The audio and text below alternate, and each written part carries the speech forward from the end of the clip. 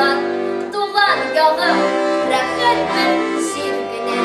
жер шарында басы қырлар бұл біздегідей шаулағандары бір гіне нәнне тұрғайлар тіліне көшкен туған ұялым назлы бір маңғынам жер шарында дала бұлындар бұл мұндағыдай кеңліктер бір гіне матур көмелеклер қанатына қонған туған ұялым назлы бір желігіне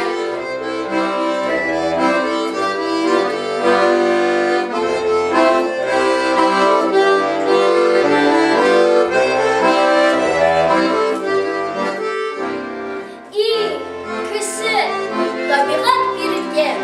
Құдай бөлек еткен туған жерім қадірін білгіне әйткен сөзі қылған әмілін